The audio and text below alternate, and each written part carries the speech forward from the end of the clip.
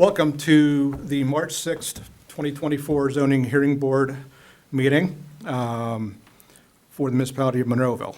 Would be all please stand for the Pledge of Allegiance and a moment of silence. Pledge allegiance To the flag of the United States of America and to the republic for which it stands, one nation, under God, indivisible, with liberty and justice for all.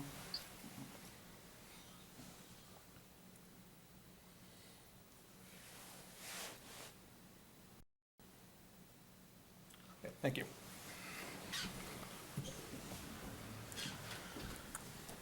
Okay, Sharon, roll call, please. Mr. D'Agostino, Here. Ms. Wilkins, Here. Mr. Gatos, Here. Mr. Hutchison, Here. Mr. Whitfield, Here. Mr. Dice, Here. Mr. Weldon. Here. Okay. Mr. Dice, reorganization of the zoning hearing board. Yes, this being the opportunity to reorganize for the zoning hearing board because we lost a member and gained a new member. And so this is the appropriate time to reorganize both for the presidency, the vice presidency, and the secretary. You should do them one at a time. First that would be taken up is the presidency, and a motion's in order to appoint someone president. I'll make a motion to Mike Gatos for chairman. I'll second that motion. Okay, all those in favor say aye. Aye. Aye. Aye. Any opposed? Seeing none. Congratulations. Thank you. Appreciate it. Thank you, everyone. Okay, and you're now in charge of the meeting. The I'm in charge next of the one is meeting. vice president. Okay. So the next up on the list is for vice chair. So I'd like to make a motion to reappoint Larry D'Agostino to the vice chair. I'll second that motion. All in favor? Aye. Aye. Opposed? Okay. Congratulations. Congrats, Larry. And the third motion would be to reappoint Heather Wilkins as secretary of the board. Kind of a motion for their approval. I'll make a motion. Second? A second. Okay. All in favor? Aye. Aye. Aye. Opposed? Okay, you are now officially reorganized. Reorganized. There we go. Congrats, Heather. You look a lot smarter now. Let's hope so. Okay. Next item is the approval of the minutes from the regular meeting of February 7th, 2024. Are there any changes or any additions to the minutes before we approve them? Not that I believe. I'll make a motion for approval. Second? I'll second that motion. Okay. All in favor? Aye. Opposed? Aye. Approved. Before we get into new business, I do want to welcome Kevin to the board. Looking forward to working with you, hopefully next time in person. Kevin's we're down in Florida, I believe, at this point, so enjoy the warm weather. It's getting cold up here, but welcome to the team. Glad to have you. Thank you very much. I'm glad to be here and appreciate the accommodation of doing this meeting remotely. Great. Okay. Paul, new business. Okay, our first item, 24-2-A, Rolly Ednuju. Applicant requests a use variance from section 1211, special exceptions of the Monroeville zoning ordinance number 2779 to operate a bed and breakfast. The property is located at 3986 Hazelwood Drive, tax parcel 743P204 in the R2 single/multifamily residential zoning district. Please come forward. I can swear. Okay. Paul, do they need to sign in as well, or? Did you already sign in? No. Okay, there's a paper and pen there, just add your name.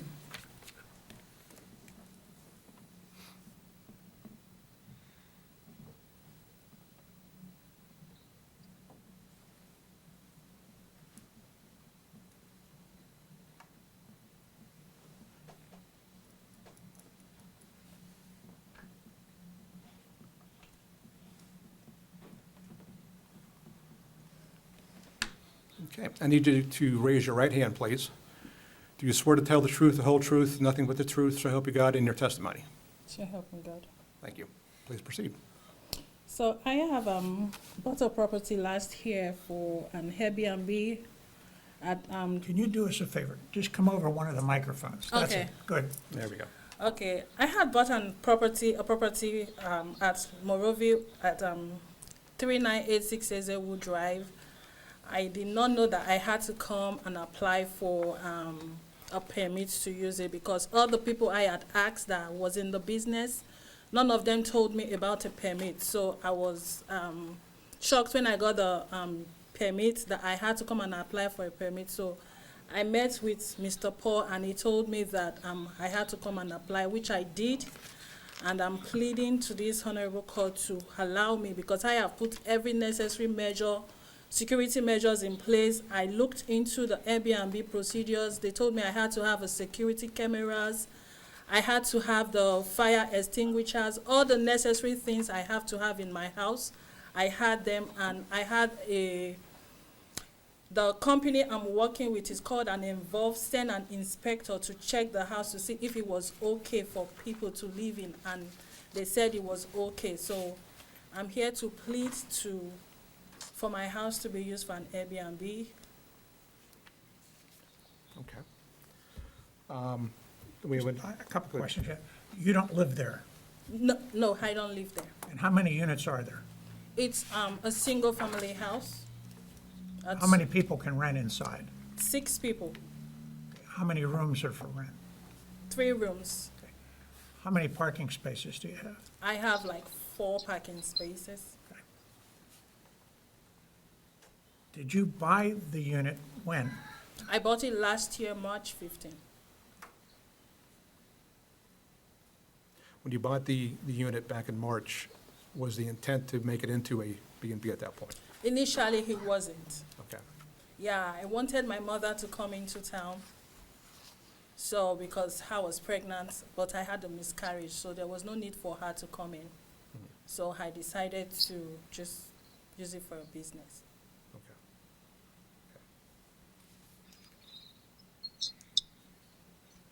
Okay. Is it currently being used right now?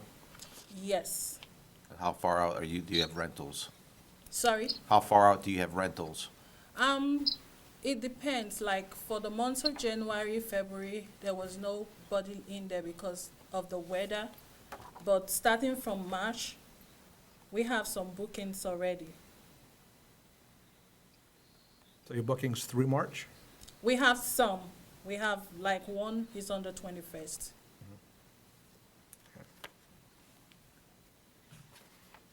Can I ask a question? So how long do people stay when they book your rooms? Most times it's like 2 days, Friday, Saturday, and they leave on Sunday. But it depends on, at times they could come in. The maximum I have had people living there is a week.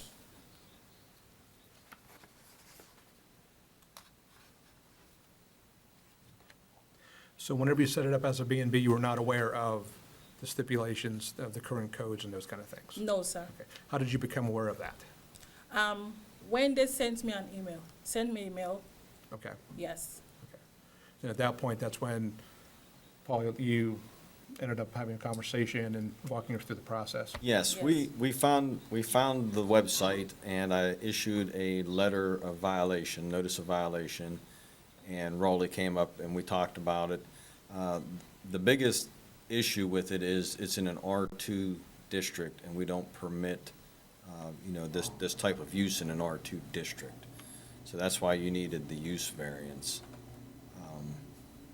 So it puts you in a bad spot. I wish Airbnb had told you to contact us first. The way the zoning ordinance is set up, you can rent the entire house, to a family for, a year, but the short-term rental is not permitted in that district. Is there anybody else you have here tonight to offer any testimony? No, I do not have. You're here by yourself. Yes, sir. Is there anybody here going to offer any testimony on this application? Seeing none. Paul, have you received any correspondence from anybody Nothing. for or against the project? Nothing.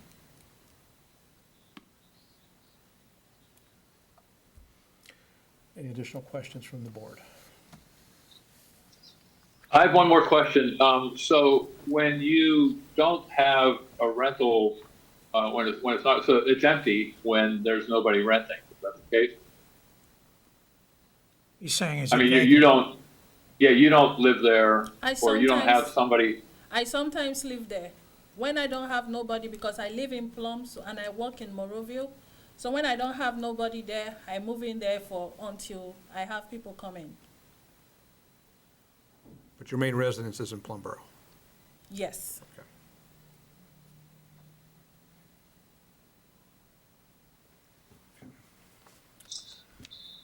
So that this board's aware, you can certainly take some time if you want to on this matter. We'll leave the record open if that's what you, unless you want to vote tonight. If you want to leave it open for a month to think about this, you can do that. We won't shut the record, and she would have to come back next month. And if there was any additional testimony, it would be put on the record at that time. Or you certainly are within your rights at tonight to act on this application.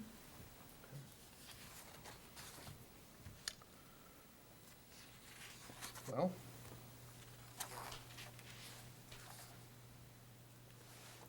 I mean, honestly, I think at this point, I'd like to maybe have another month to think about it, just to make sure that there So isn't So any then a other. motion is in order to table the matter, leaving the record open for additional testimony next month. Is there such a motion? I'll make a motion to table it next month. I'll second. second, All in favor?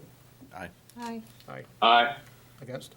Okay, so that you understand, the board has left this matter open for tonight. They want to think about what you said, Yes. and if you have any additional testimony from anybody else, bring them next month, and you can check with Paul on the date, but it's always the first Wednesday of the month. Yes, sir. And my suggestion is you would check to make sure you got the right date, come back next month, and I would think, given the board's history, they would be voting on it then. Yes, sir. All right? Yes, Also, sir. another recommendation is maybe to work with Paul or talk with Paula this month as well to come up with maybe ideas or options or different things as well, Okay, sir.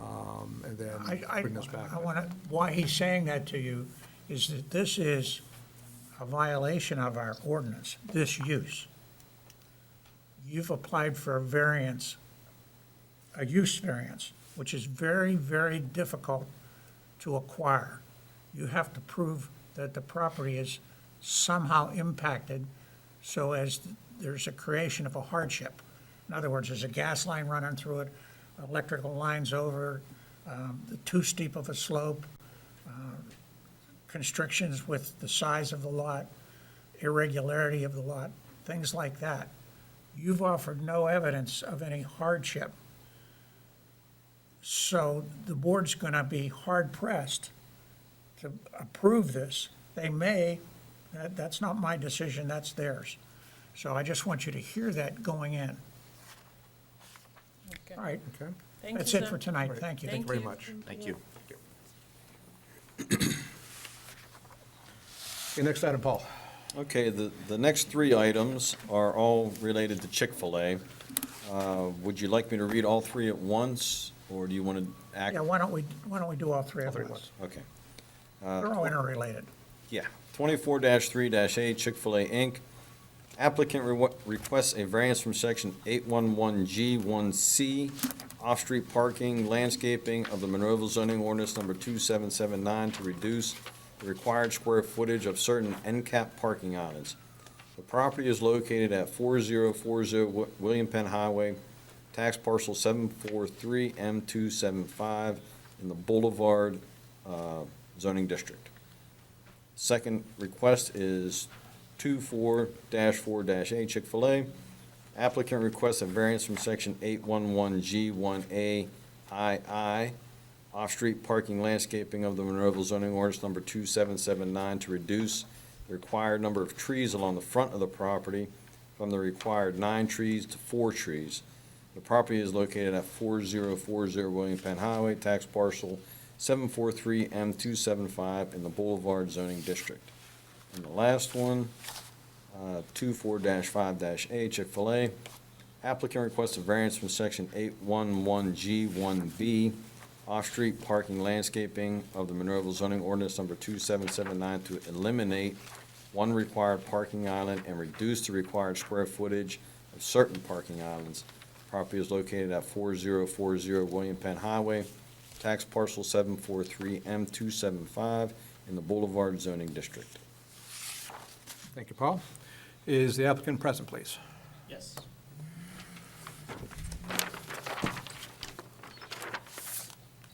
Okay, Thank you, sir. there you go. And have you signed in yet, or? I have, yes. Okay. So, could you please state your name for Sharon? Michael Takis with Bowler Engineering. And could you please raise your right hand, please? Do you swear to tell the truth, the whole truth, nothing but the truth, so help you God? I do. Thank you. Proceed. Good evening. Again, Michael Takis with Bowler Engineering. I'm here tonight on behalf of Chick-fil-A. Project that we're talking about is the 4040 William Penn Highway Chick-fil-A here in Monroeville.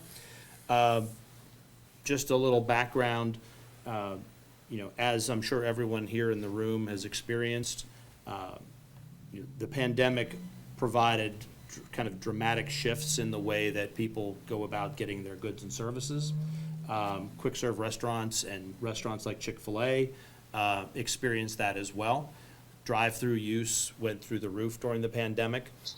It has dropped some, but it is never going back to where it was at pre-pandemic times. As a part of that, a lot of Chick-fil-A restaurants have had operational issues because they are struggling to maintain the volume of drive-through traffic efficiently. It creates problems not only on their site, it creates problems for the adjoining properties. I don't believe it happens here, but it can even spill out into public rights of way and create challenges. With that and identifying that, Chick-fil-A has embarked on a program kind of across the country to help to rectify those situations and try to come up with the best possible solution to improve the drive-through operation at the restaurants, improve the customer experience and how they interact with the drive-through, and then also be a good neighbor to all the surrounding businesses, to the community, and do everything they absolutely can to improve those experiences. That plan is coming to the site here in Monroeville. So what we're doing is the building is not changing. The building is staying where it is. We are looking to improve overall circulation on the site, how you get into the drive-through, how you get into the restaurant. Isolating, I know you know that right now there are Jersey barriers that kind of divide the parking lot from the gym to the Chick-fil-A. Those would be replaced with actual curbed islands with landscaping. We would change, if you notice those here in this area. Oh, Hank, let him catch up to you on the, go ahead. Oh, I'm sorry. There you go. Do you want me to point or? Yeah. Okay. Good. And then we also are making this first entrance an out only.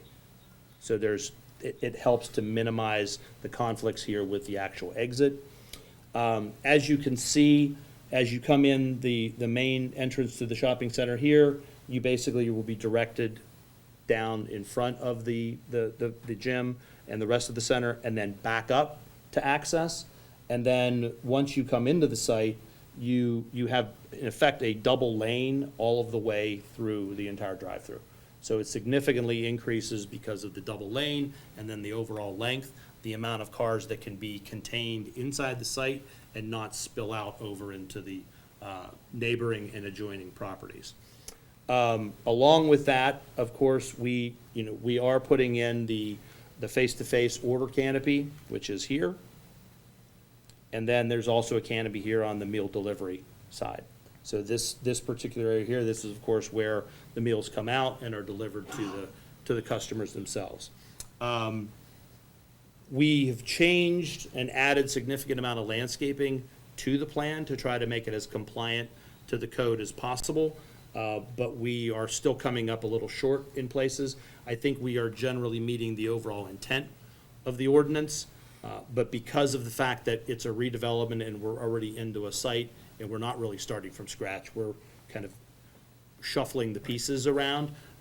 We are here tonight to ask for 3 variances. I think we originally had 4, but we were able to determine a way to take one of those variances away. We can go through each one, and I can give the justifications, or I can answer questions. I have a question for you. As far as the turn, after when you greet the customer and give them your order, how tight of a turn? Is that gonna be wide enough for trucks to make the turn? Well, from a commercial vehicle standpoint, Yes. no, you're not gonna get a box truck. Right, through no, there. but But it's- really, you couldn't get a box truck under the canopies. Right. Anyways, but as far as a regular pickup truck,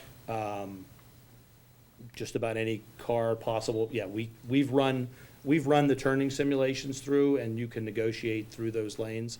There are a lot of times that there won't be 2 lanes open, there'll be 1 lane really functioning.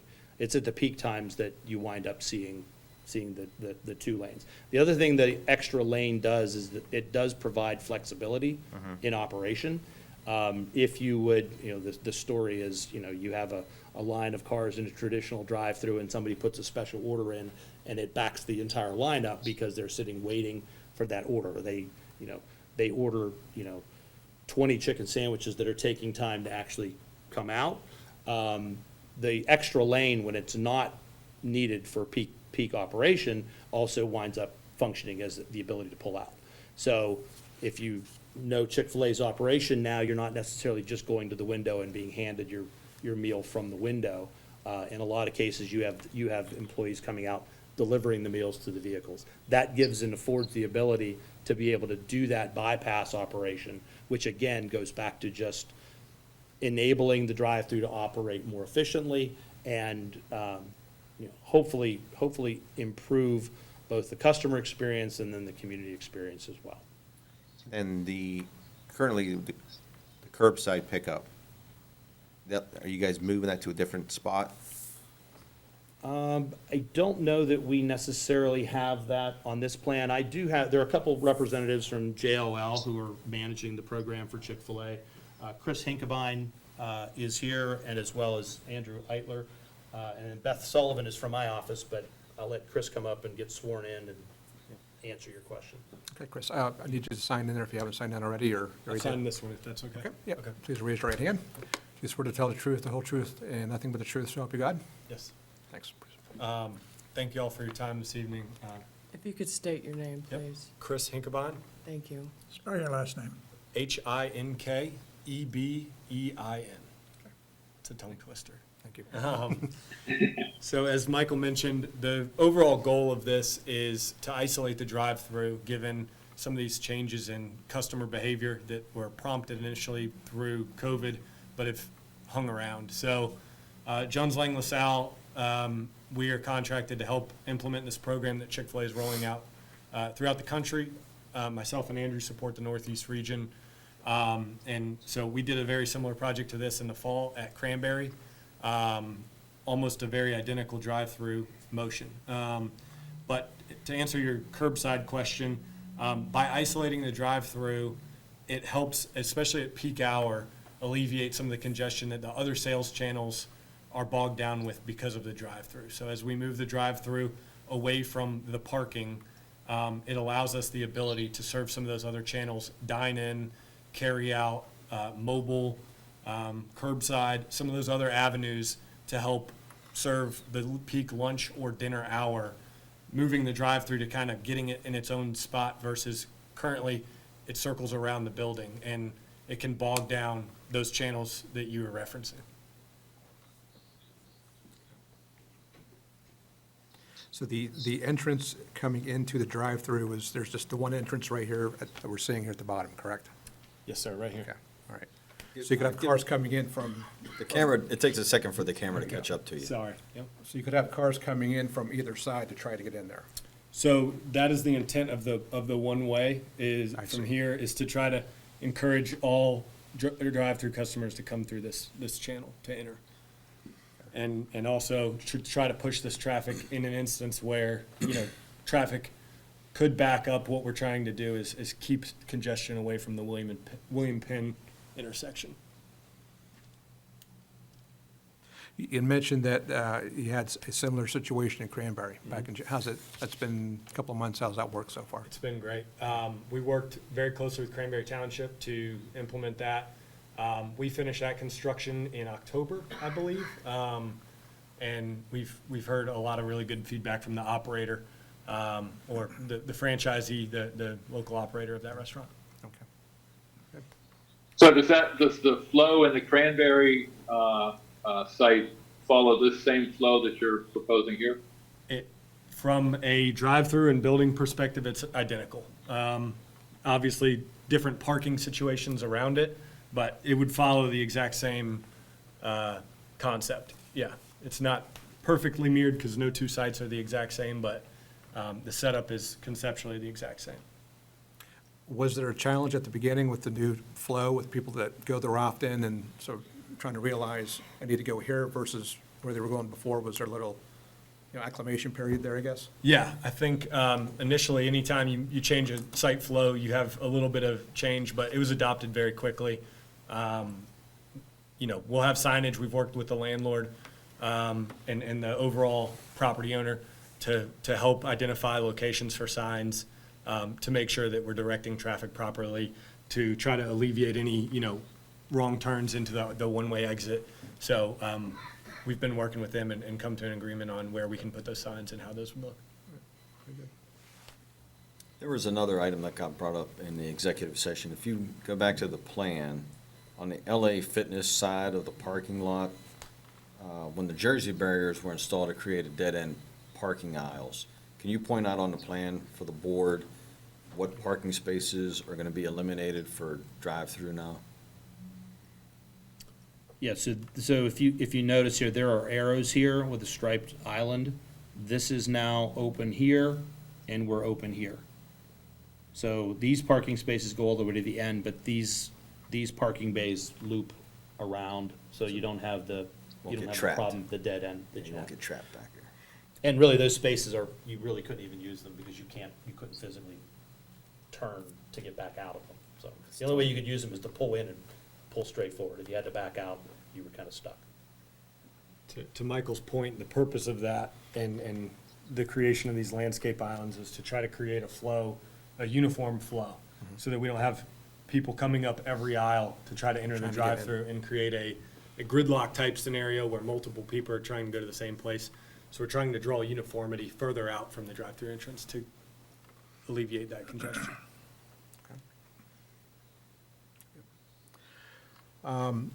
You want to go through each one and explain, and then we can vote it on each one separately? And Anybody have any other questions or anything they want to add before we start voting? Well, I have another question. One of the variances is asking for, instead of 9 trees as the ordinance would require, is reducing it down to 4. And it's just a question of why are you asking to reduce the number of trees? I think we all know that there's lots of movement out there to try to get more trees into especially our urban landscapes. And so I'm just wondering why you requested 4 as a reduction. The challenge is the utilities that are out, both utility and lighting that exist along William Penn Highway, and the fact that, again, that we are still kind of stuck in an existing box. We can't really pull everything back and free up more space to get out of those utilities. So the 4 trees that are out there are in areas that are not impacted by the lighting and are not involving any existing utilities that are out there. So we've put as many as we can get out there. Anything more, and we're going to have bigger impacts than what we can really accommodate.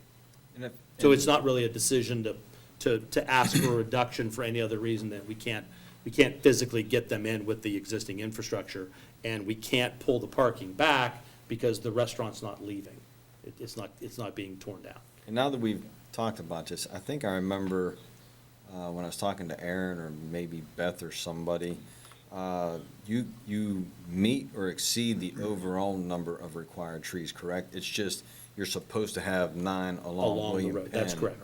but you couldn't get 9, so you put them somewhere else on the site. Yeah, and I think visually, if you look in the lot, you know, there are additional trees that are being planted here. Visually, from across the street, you're not gonna still have 9, you're gonna be still short by 2.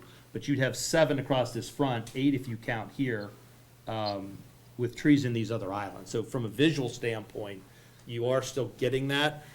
We are putting additional landscaping in, just not trees in that strip. It's just really, it's not very wide, and there's just too much going on out in that sidewalk area there. Thank you. Okay, so I think we're ready to vote. Let's do them one at a time. Sure. 24-3-A, this is to reduce the number of trees, required number of trees along William Penn Highway. Okay, can I have a motion? I'll make the motion to approve. And second? I'll second. All in favor? Aye. Aye. Approved? Aye. Denied? Okay. Next, Paul? I actually got ahead of Granted, myself, I yes. read the wrong Granted. one. Sorry. So that was actually number 3. So you know, just so the It was- record's clear, it was It granted. was granted. It was He was granted, thinking yes. deny, but he wants I to wanted to grant. say denied, but it's, no, it's granted. So the other one is reduce the required square footage of certain end cap parking islands. That's 24A. 24-3, that's 24A. 24-3. Okay, you said Dash A. backwards, right? Okay, Okay, motion I'll make a motion. to, Approve. second? I'll second. All in favor for the approval? Aye. Aye. Those opposed? Okay, we're approved. the last one, Paul? And the last one is to eliminate one required parking island. Okay, I'll make a motion to approve. okay, second? I'll second. All in favor? Second. Aye. Aye. Opposed? Ayes have it. Okay, all 3 have been approved by the majority here. We have our new member on television tonight because he's in sunny Florida, where we all should be. Kevin, is it all right that we execute this document on your behalf, signing your name? And I would have Paul do that if you agree to have him sign all 3 of the application report of decisions. Yes, I agree with that. Thank you. All right, thank you very much. Thank you very much. Appreciate it. And one last motion to adjourn. I'll make a motion for adjourn. Okay, second? I'll second. All in favor? Aye. Aye. great. I'm sending the report of decisions down. Okay. Thank you very much. Have a good evening.